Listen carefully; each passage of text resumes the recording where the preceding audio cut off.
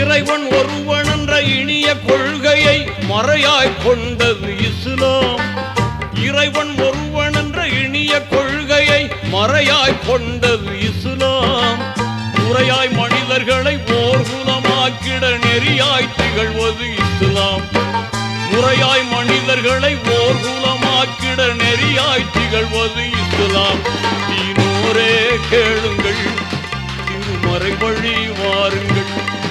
தீனோரே கேளுங்கள், திருமறை வழி வாருங்கள்.